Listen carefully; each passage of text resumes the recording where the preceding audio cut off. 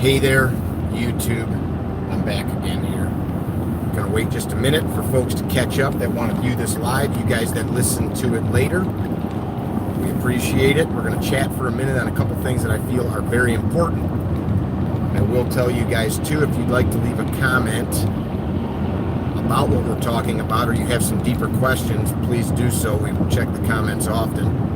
A comment that I'll have for you, if you were watching this a moment ago, I apologize, we got cut off. Comment that I have for you right out of the gate: please don't tell me that I shouldn't be recording and driving. I've had guys try to explain to me that it's too distracting for me to talk and drive. I've traversed literally hundreds of thousands of miles of road, literally, without a problem. So we're good. We're just going to pay attention to the road, and I'm going to chat a stream of consciousness as we go here. A couple points. We're going to talk a bit of history. We're going to talk a bit of current events. We're going to talk about the culture of young gun owners and why young gun owners may very well be the reason guns are banned. Check it out. What are you talking about? Well, first off, the Second Amendment, right, shall not be infringed. The thumbnail that I put up for this video. The thing is, our rights are always infringed. The piece of paper that our Constitution is written on isn't worth 2 cents. Well, it actually is. But that piece of paper only has any meaning because people, the citizens that make up our republic, give it meaning, give it value. Just like the paper that's in your wallet, just like the paper that's in your wallet only has value because we attach value to it. So let's talk a bit of history. FYI, guys, there has been regulations of weapons for all of our republic's existence, all of it. For all of our republic's existence, there has been regulation of weapons. Now, we could spend hours talking about that. I challenge you to do some real research on that. Just do some research on concealed carry laws historically in the United States and actually read real data. And you're going to find out that there has been laws banning the concealed carry of concealed weapons rather for 150 plus years, 200 years in the United States. That's not new information. Why is this important? Well, there's a large amount of young people. When I say young, I'm talking my age and younger. I'm 40. So my age and young years, most of the laws that are in place now, I'm in the state of Georgia as we're talking, or Florida or Illinois, most of the laws that are there to allow in a permit to carry a firearm out in public laws. So there's one side of the aisle, or this, why is there any law? The Second Amendment is my law. I shouldn't need any law. Okay, let's hold on to that thought. The other side says, well, if we don't have some type of regulation, anybody can get a gun. Well, that's true too. By anybody that we as society deem should not have a gun. Let's go back to the first point about the Second Amendment. So here's the problem with just saying anybody should have a gun. The Second Amendment itself is all that matters. Well, do we have nuclear weapons? Should we have nukes? Should we have artillery? Should we have F-16s? This is where that argument goes. I'm looking at fields of cotton. I didn't know cotton was still on the plant this time of year. Too many of these arguments become so far to one side or the other that the arguer forgets that as Americans, all of us, even Dianne Feinstein, one of you just put up her name, she has a right to do whatever she wants. I have a right to lobby my government for things that are important to me. You have a right to lobby your government for things that are important to you. And if somebody rises to a station that they are a congressperson or a senator or something like that, they just get more voices behind them, right? So we assume erroneously, that means wrong, incorrect. We assume that these rights are infallible, that these rights are there forever without us having to do anything to protect or promote them. That's not true. That's not how it works. Do you guys remember what Franklin said after the revolution was over? Somebody asked him what kind of government they had created and if he thought it would last. And basically he told them, like, if you can keep it, yeah, it's a great government, this republic, see if you guys can keep it. And the thing is, a republic, guys, does not work whatsoever if the people that reside inside the republic merely sit idly by. And now here's the next point I want to make. We have this adversarial attitude that it's a fight. It's a fight. It's us and it's them. It's a fight. It's not a fight. These analogies of a fight are true and accurate, but what really is important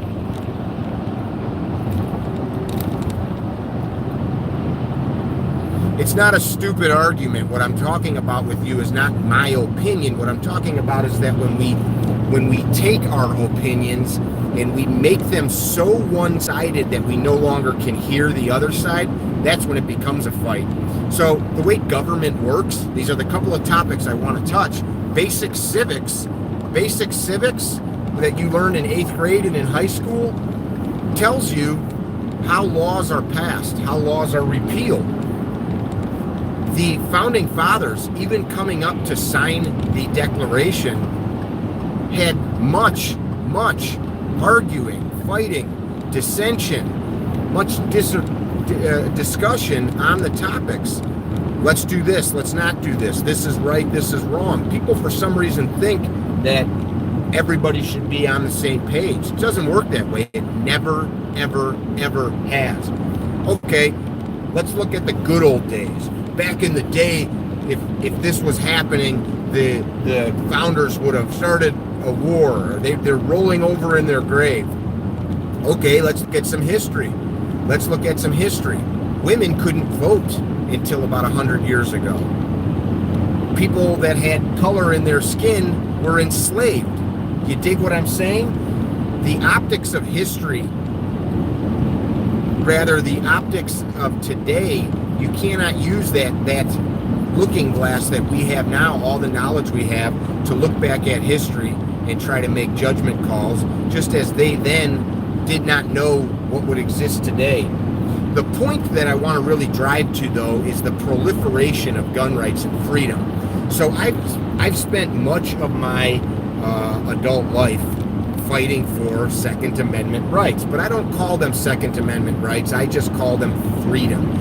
Because my opinion, my personal opinion, the entire Bill of Rights is a pivotal document in this planet. There's no country that ever has existed and probably ever will exist. It'll never happen again like it did, for a group of people to rise up out of the middle of a land that was basically forests and nothing. It was the frontier, and create what we have here. That will never exist again because there's no place left on earth for that to happen, where people decided to govern themselves. And if you start to read the founding documents, I challenge you to do that. Don't just read them, but begin to use your ability to discern what the founders' intent was. You see, you have to also look at words. People misconstrued the Second Amendment, right? Shall not be infringed is a word that we like to hang on. And then another one that maybe anti-gunners like to hang on is well-regulated. Well, it should be regulated. Well, no, that's not at all what that means. The word regulated at that time meant tuned up. It meant that the militia was tuned up, ready to go. That's what regulated means. Although that word in today's society means what? It means that you have oversight. It means that you have management of, not at all what's happening. So in order to understand the founder's intent, we can't merely read the words without understanding what those words meant in the context of that time frame. You understand? So nowadays we've got all these young men. This is the point I want to drive home to you. We've got all these young men, this YouTube channel, Instagram, are two examples of platforms where there is a large influx of young, hardworking, red-blooded American men that are exercising their rights of free speech, many times writing really stupid shit in the comment section, and their right to go armed in public. Many times these young men, first I'm going to chastise and then I'm going to praise. Many times these young men do not understand that just because you have a right to free speech doesn't mean you should say anything that comes to mind. Just because you have a right to armed defense doesn't mean you should be armed. And just because that right is there doesn't mean it always has been. So many of these young guys, and this could be you listening, don't realize that just 10 or 15 years ago, your state, 20 years ago, probably did not have some provision for you to carry a gun. If you want to tell me there should be no licensing, I don't care about that argument. That's a legislative issue. You and the people of your state, if you don't want that, then you need to vote in a constitutional carry law in your state. That's the argument there. If that's not what you're willing to do, I don't want to hear about it, because that's what the people of your state did, right? They passed a may issue or shall issue law. Do you know what may issue and shall issue is? So may issue means that a permit may be issued upon some type of stipulations, be it you have to have a good explanation of why you want a gun. Shall issue means the state shall issue the permit as long as you meet some guidelines set forth by your state or local government. So both of those have problems, right? People write in all kinds of stuff. Why do you need it? Do you have a job where you carry lots of money, etc., etc.? Well, that is not the Second Amendment. That is unconstitutional. So laws like that need to be changed. And just so you guys know, so I don't get a bunch of hate mail, I believe that the Second Amendment means you and I, our rights to own and possess firearms. It's a natural birthright from our Creator, and no government entity, no government person should be able to have any say-so in that. That's my personal opinion. I want to make sure that you understand that. Now, moving forward, let's talk a little NRA. I did a live feed yesterday. By the way, if you're wondering why I'm doing this while I'm driving, I'm 900 miles into a road trip to get to a class. So we talked about some history. Write this down. Hellier versus District of Columbia.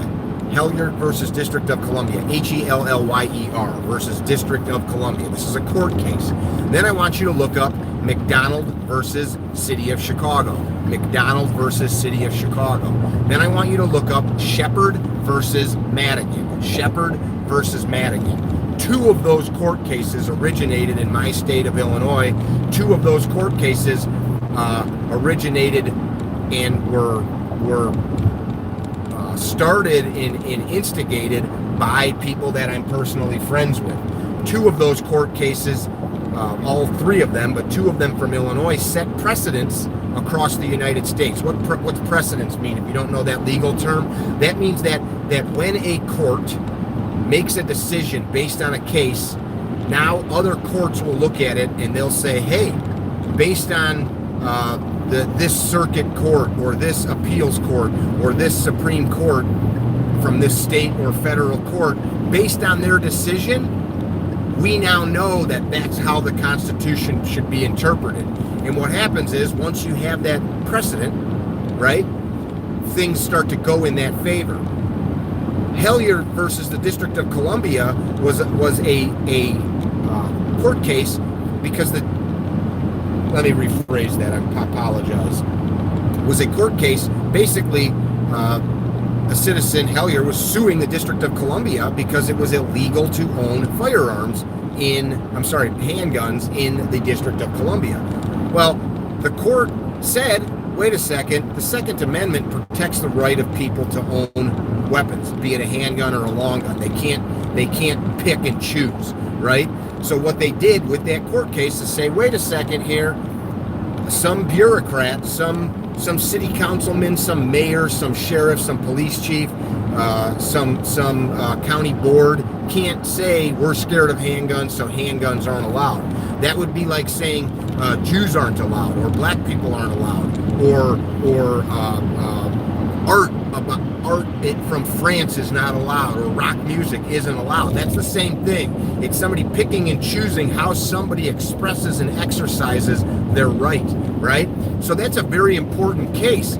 After that, look at McDonald versus the city of Chicago. Otis McDonald, who I knew personally, God rest his soul, he passed away, lived in the south side of Chicago in a very bad neighborhood, and literally had people rob him on numerous occasions. It was illegal for him to possess a handgun in the city of Chicago.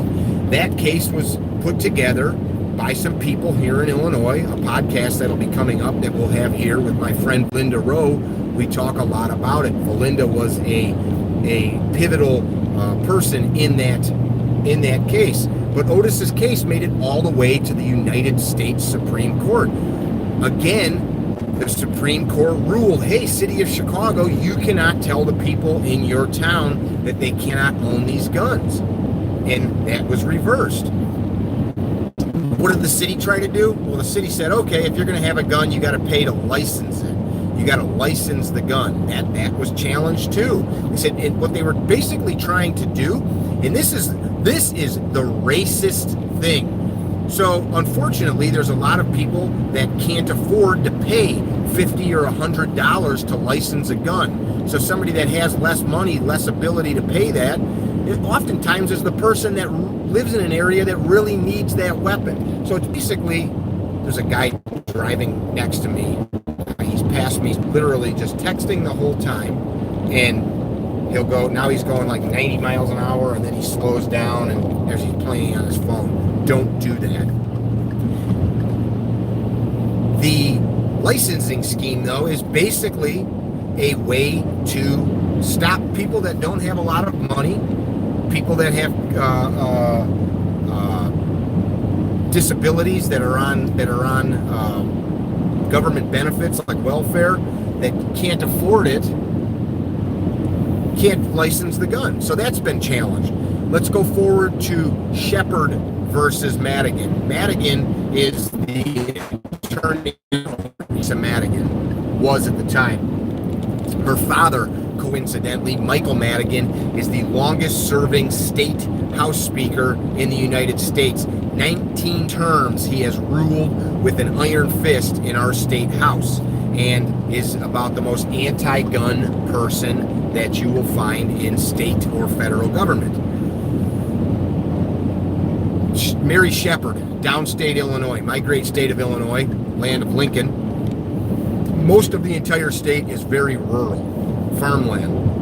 When you get away from Chicagoland, which is in the far top northeast corner on the Wisconsin border along the shores of Lake Michigan, when you get away from that metropolitan area of Chicago, the state opens up into just beautiful rolling farmland. It looks very much like Iowa or Indiana. Wide open state with that one city, and that one city basically controls the outcome of the state. Okay? Hey, Springfield. Well, why I'm telling you about this rural factor is Mary Shepard lived in a rural community. She was a member of a local small church, and one day Mary was working at the church with another gal getting ready for some type of church function. They were in the church preparing for some type of church function. And little side note here. Mary grew up shooting firearms. Mary was skilled in shooting. She actually possessed some concealed carry licenses or permits from a couple of states, probably like Utah or Florida, something like that. So she was not somebody that did not have any knowledge on the topic. Well, some scumbag decides he's going to break into this church or allow himself in and rob it. He lets himself in and commences to beating the hell out of Mary and the other woman that was with her. Beats her terribly. Google her, look at the pictures. She was a elderly woman. He knocks the crap out of her. She has no means to protect herself. He robs the church, takes off. Well, based on the law in Illinois, it was illegal for her to have a weapon to protect herself. So again, the good people of Illinois band together and they sue the state. They sue Lisa Madigan, the Attorney General, because those laws are unconstitutional. What happens? They win. The state Supreme Court says, hey, wait a second, good people of Illinois, your law is unconstitutional. I hope you're tracking where I'm going with this because the point is coming. And they said, good people of Illinois, you have to lift this ban of carrying firearms in public. It is illegal, i.e. unconstitutional. Douchebag in the Jeep. I hope he listens to this recording. I'm going at a static speed here with my cruise control set. I passed him a mile back, and now he's coming back on my ass. People learn how to drive on the freeway. It's a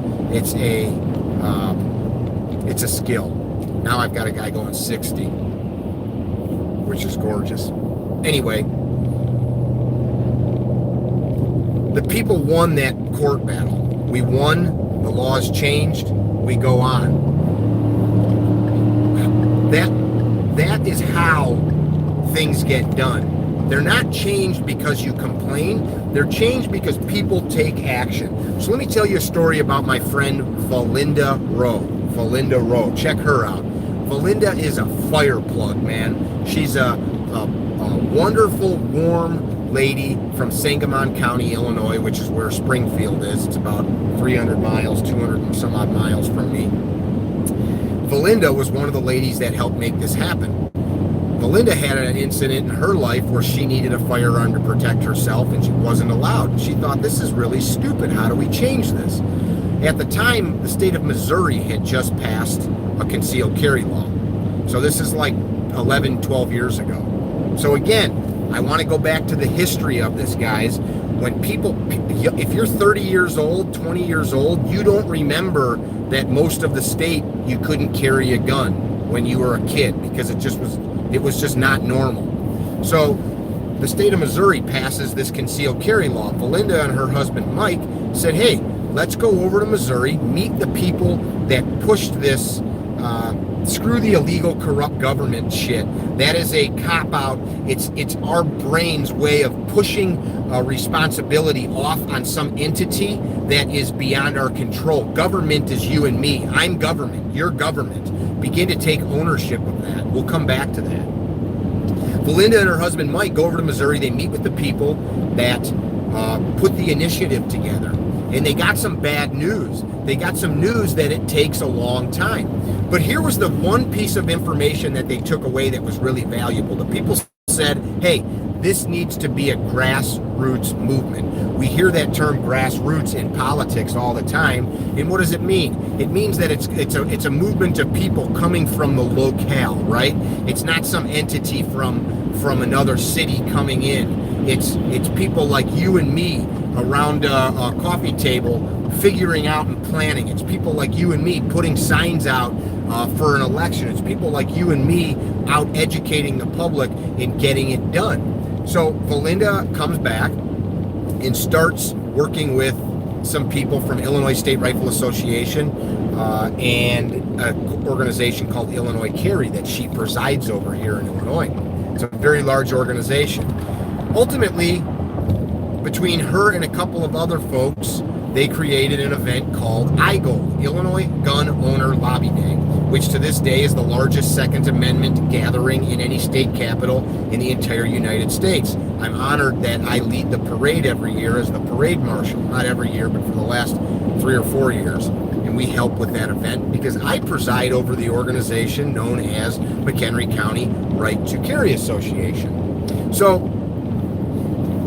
Valinda comes home, starts this organization, and starts educating people at a grassroots level. Hey, here's what has to happen. Not complaining, not pointing fingers, not saying it's government's fault or it's this person's fault, but starting to come up with solutions. Here's where it gets even more interesting.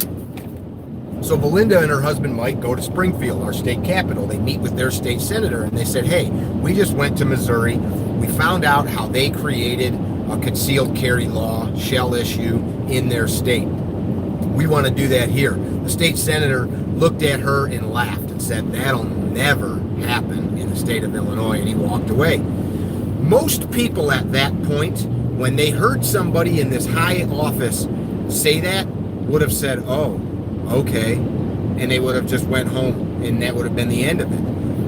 Valinda looked at her husband Mike and said, well, I guess it's not going to be easy, and we're on our own. Yeah, man. They put action to it. Somebody just put up Gun Owners of America. Join Gun Owners of America. Join NRA. Join your local state in whatever organizations you might have in your local community. We're going to get to that. So here's the thing. They spent years building this movement, years where they engaged with people like me that worked in my local community. We helped elect a sheriff. We helped elect a state's attorney. We helped elect 3 state representatives, a state senator.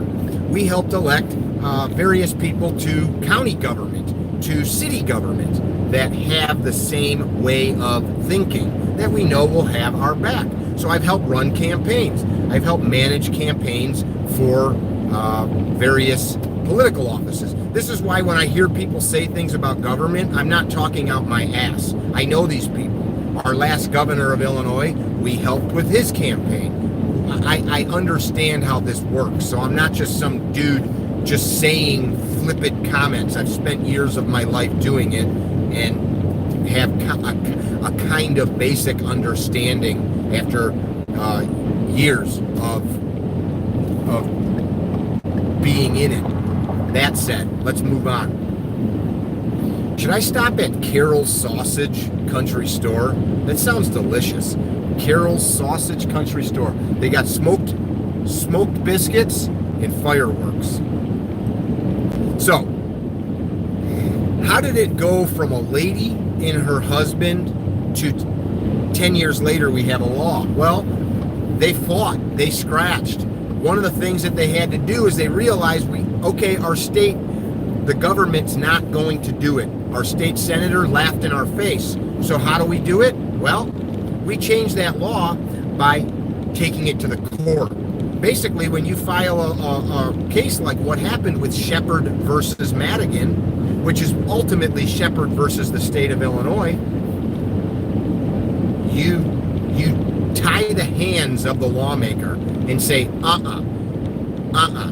you're doing your best. We just did ours. We won. That's what happened with McDonald versus City of Chicago. 9 years. Not just because government is only one minor problem. The real problem is we the people. It's you and I, not action, not getting a concerted effort together. An analogy I can use is like training, right? So some of you guys might be into firearms training. Well, 15 years ago, none of you knew who I was and I didn't know who you were. There wasn't this big thing of firearms training. There was like 20 guys in the whole country doing like what I do, and I wasn't one of them. There was a handful of people. Now everybody's a firearms trainer, right? It took years though. They take time to change. So these are societies in other places as a country. Also, you have, I said cultural, you have up that way. So when you're raised that way, when you're raised as a atheist or a Christian, you oftentimes grow up to have those belief systems and structures. That's basic child rearing.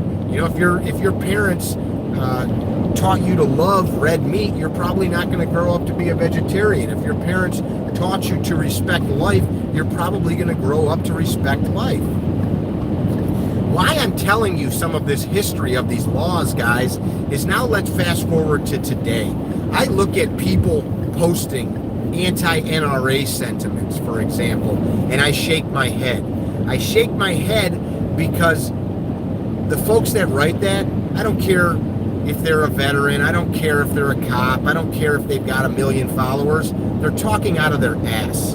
They're talking out of their ass. Now, does NRA and the people, the NRA is just like government. By just like government, I mean it is made up of individuals.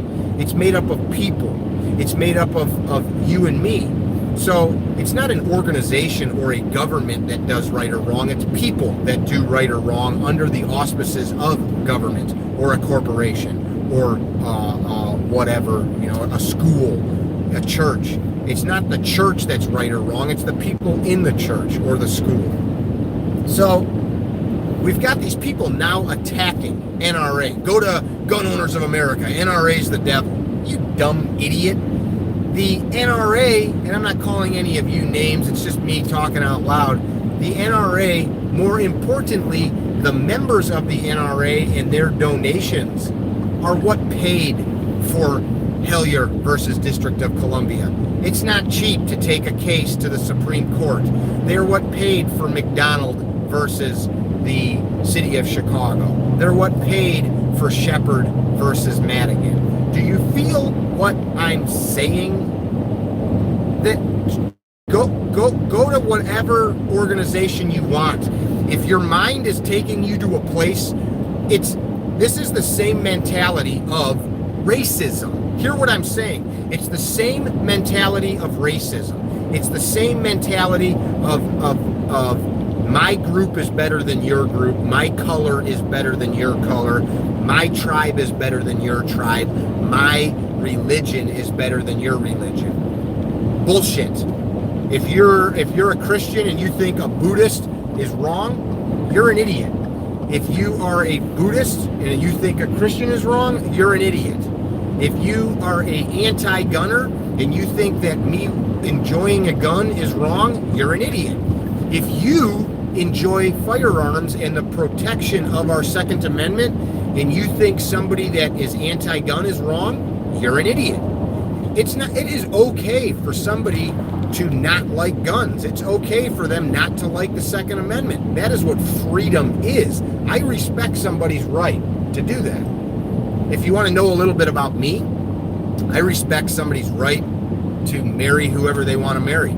If you want to marry your boyfriend and you're a dude, if you want to marry a girl and you're a girl, go ahead. If you want to identify yourself as a woman, even though you may really be a man and were born with a penis, go ahead.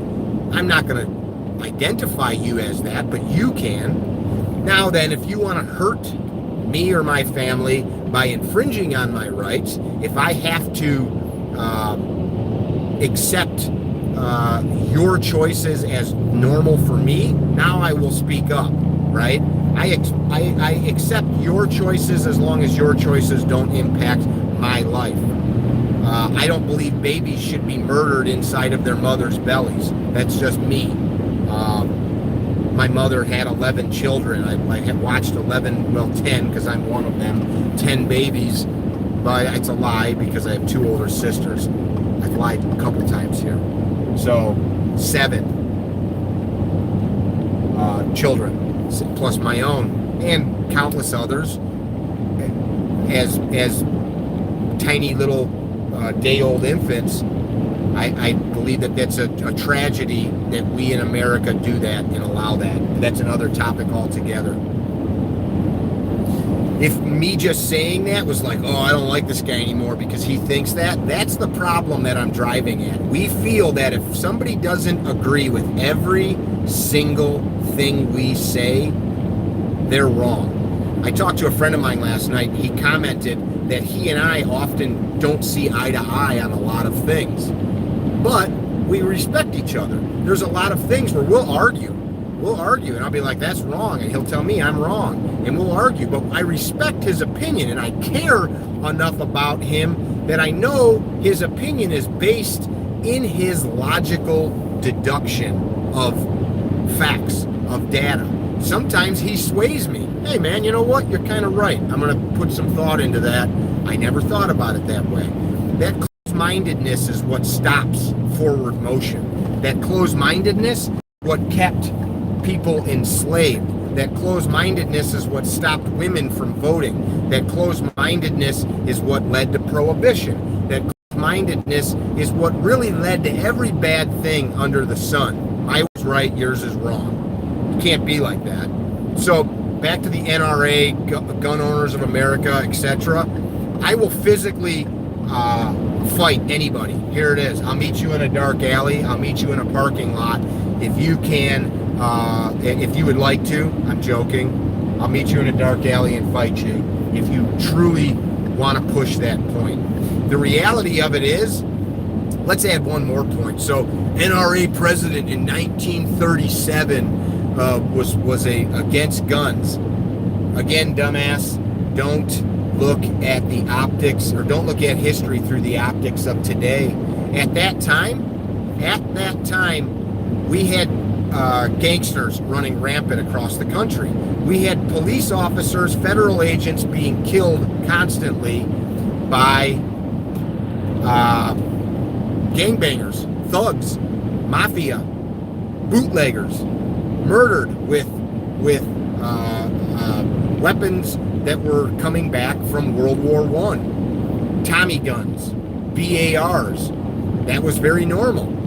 There were police officers carrying little 6-shots, and then you could go into a store at that time and buy a Browning BAR. You could buy a Thompson submachine gun. Now look, I'm not saying that I agree that ban took place, but most normal folk at the time didn't own a BAR. They didn't own a Thompson. Maybe they had something like a Springfield, 1903 Springfield, a 1908, something like that, or an even older era weapon. Well, that provision was made because the people, this is the same thing as today, the people at the time not only wanted it, but they allowed it. They allowed it, you see? So like when states like California, when people tell me, oh, California, if the people of California didn't want it, they wouldn't have it. Same with my state of Illinois. If there's enough people to outvote the shitheads in the city of Chicago that keep imposing their will upon us, if you get tired of it and you actually do something besides flap your gums, that right there was meant to have some effect upon you. And when you're really willing to actually do something other than flap your gums, then you'll begin to see change. So if you talk about the president of NRA back in 1930 doing something, I don't give a flying shit. Just like I don't give a flying shit what you did when you were 20 years old, right or wrong. I'm not going to judge you by what you did when you were 20 years old. I hope you don't judge me by what you did when I was 20 years old, because when I was 20 years old, I was an idiot. So I'm not going to judge an organization by what a person that's been dead for a half a century did. It's mind-boggling and stupid. It's beyond ignorant. Look at facts. Look at all of the court cases, not just the 3 I gave you. I gave you those 3 because I know a lot about them. Go study court cases won on the behalf of the Constitution and the Second Amendment by NRA. Then take that search a little broader and look up cases fought by the NRA. They've lost way more than they've won, but they keep fighting them. Why do they lose them? Well, because somebody voted in a judge. See, it comes down to a person. Everything comes down to a person. It's not government. It comes down to a person. So when a judge votes in favor of an anti-constitutional, anti-gun amendment or anti-gun law, or upholds one, somebody elected that judge. Somebody appointed that judge. Whoever appointed that judge got elected by somebody. Do you dig what I'm saying? It's a breakdown of understanding of how government functions, how a republic functions. People tell me it's not a democracy, it's a republic. Yes, no shit. It is a republic, but we do use the democratic voting process. That means we all cast a ballot and then they're added up.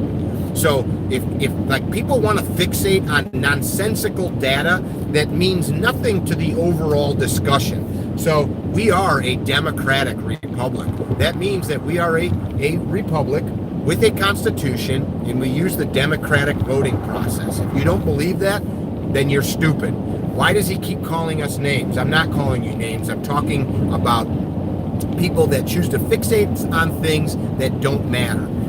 Use and invest the thought that you have. Use and invest the energy that your brain is capable of to break apart and open up these very simple problems to see what's really at the end of them. And what's at the end of them is people. It always comes down to people. All of it. Everything in our life is people. Your job isn't some corporation. You've got a manager. You've got your manager as a manager. Your manager as a board, a CEO. You get what I'm saying? It comes down to people. Back to Valinda. So Valinda wrote, and I'm going to lose my voice here, and I don't want to, so I'm going to cut this short. Valinda, all the things I told you, she's done that and so much more. And this argument, or this discussion, I apologize, not argument, this discussion about her isn't just about her, but she's a good case study. Her dedication to proliferating freedom is beyond, above and beyond the call. It's beyond that. It's been a lifelong passion. She invested energy. I told this story yesterday. I'll make it brief. Somebody came to her and they said, hey, can you help my high school kid? He or she is doing some work for Constitution class, and there's some topics about the Second Amendment, and we know that you know a lot about it, you being Belinda. So she helps the kid, and she's looking at the study guide that this teenager has provided from the high school in their county. And she said that she realized that the study guide had some information that was categorically, unequivocally incorrect about the Constitution. She said it wasn't like up to interpretation. It was hands down wrong information. And she's like, wow, this is really crazy. Like, it's completely erroneous information that the study guide is giving to children. So she takes it upon herself to call the principal of the school and says, hey, can I come meet with you? This is who I am. This is why I'm calling. The principal says, yeah, come on down. So her and her husband go to meet the principal, and he listens to them, and it's like, wow, that's interesting. And she provides data to support her argument. It wasn't just her opinion. She provides real data. The principal allows her the opportunity to give a presentation to the teachers at school, correcting this misinformation. She then, somewhere in this time frame, reaches out to the publisher. She calls numerous times, she sends numerous emails, because she wants to find out, like, what's the deal? And she's concerned, hey, if this piece of information is wrong, what else is wrong? Publisher doesn't call back. Numerous phone calls, numerous emails. Finally, she is going to be interviewed on a TV program. I actually believe it was NRA TV, which is just a side note. She calls because she wants to do her part to give this publisher the benefit of the doubt, she calls them again, leaves a message, and says, hey, I've called a lot of times, and I've left messages, I've sent emails, I'm going to be on TV, here's what it's about. They call her back in like an hour. She goes in and meets with them, has some kind of meeting, and she finds out that this textbook study guide is not just in her location, it's distributed across the entire country to high schools, coast to coast. They do some research and they don't believe her at first, and they realize, oh my gosh, this is wrong. So some anti-constitutional, anti-gun person wrote this into the book. Basically what they wrote is that handguns are not protected by the Constitution. That was what was in this book. So children were being taught that handguns are not protected by the Constitution, that assault weapons are not protected by the Constitution. That's what it was talking about. Don't tell me about assault weapons. I don't give a shit about the verbiage right now. It's not the topic of discussion. So I'm looking at Magnolia Plantation. I'm in the Deep South now. She gets this textbook changed. They changed it across the entire country. So the actions of one lady, what can I do? The actions of one lady helped change a law so that the entire population of a state could carry firearms. The actions of one lady changed a textbook so that your kids and mine across the entire country are not given a mistruth in a textbook. One lady did that. One lady. You just did exactly what I told you not to do. And actually, I don't believe in defensive weapons. I protect myself. You cannot ever win by defending yourself. Go see whoever wins a basketball game while they're on defense. Go see who wins a football game when all they're doing is defending their end zone. I'm using the words that were in the book. One of the things I despise about communication is when we cannot stay the course and we go off in these little side trails of Nonsenseville. It's like a crow looking at shiny things, dancing around, chasing a piece of tin foil blowing. I don't like that. What can I do? You can move a mountain, friend. You can move a mountain. Here's the end of this discussion. What organization do you give your money to? You give it to all of them. You give it to all of them. I'll tell you what, if you do research on every one of the organizations out there that takes money from people, you'll find something that you personally don't like. Gun Owners of America, NRA. Go Google Gun Owners of America, and I'm not trying to piss anybody off, and look at what they've done with their finances, some of the things that they've done. Check it out. Honest to God, look it up. I challenge you to use your God-given thought process to really dig deep and not just read bullshit on the internet. Dig deep. So who should you give your money to? All of them. Should you vote? You're damn right you should. Should you help people get elected beyond voting? You're damn right you should. You should be out anytime there's a candidate in your state, in your area, go say, how can I help you get elected? A candidate that's pro-gun. How do you know if they're pro-gun? Call them up.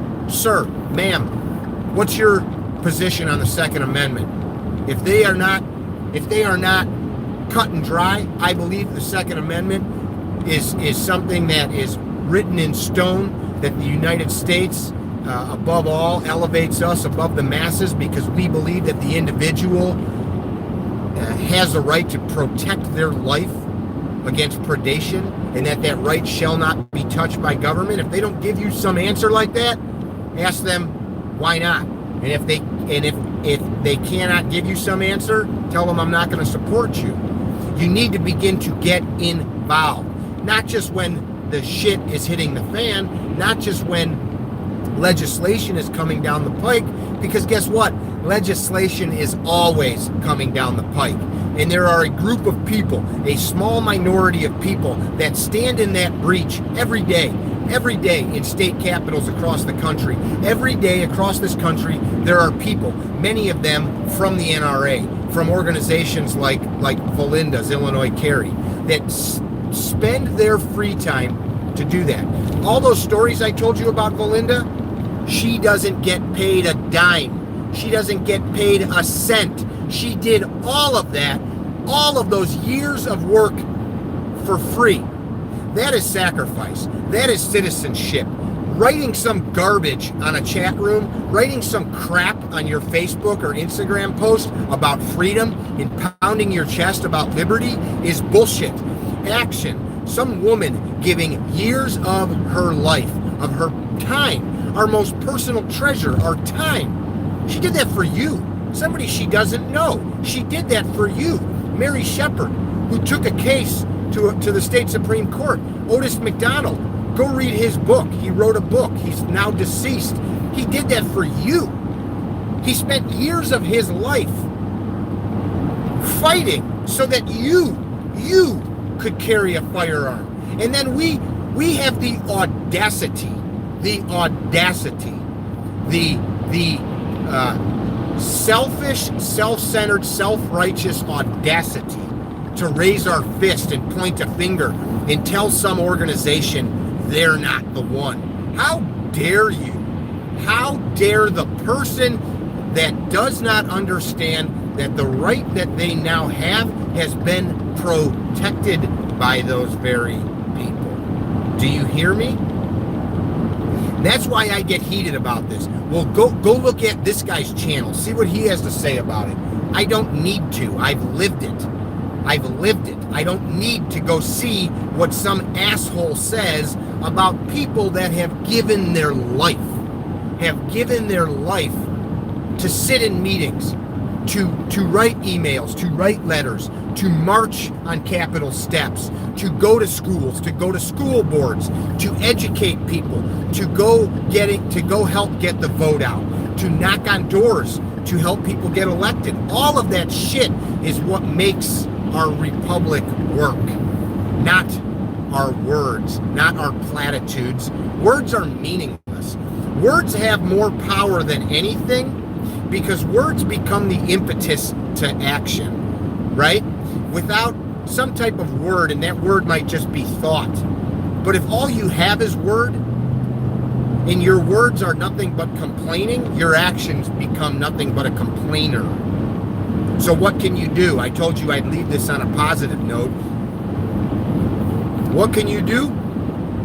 Sam Adams said that we should set brush fires in the hearts of men, brush fires of liberty. Now we hear that stuff and maybe we get moved a little bit. Maybe our guts get twisted up a bit and we think about our founders setting these brush fires. But how can you set them? Well, I'm the guy that I get people to think by writing asinine comments online. Screw that. That's not it, man. Benjamin Franklin got people to think. He also was one of the signers of the Declaration. You get it? Sam Adams got people to think. He also went to war. 56 men signed the Declaration of Independence. Do you know that those 56 men, and I've given this speech to you before, signed their death warrant? 56 men. 56 men set in motion a course of events that led you and I to this point now. 56 men sat down and decided that the gallows may very well await them, except the hope, the idea, the very thought of this future republic, this shining star on a hill, as it was described. The mere idea of it was worth them signing their own death warrant.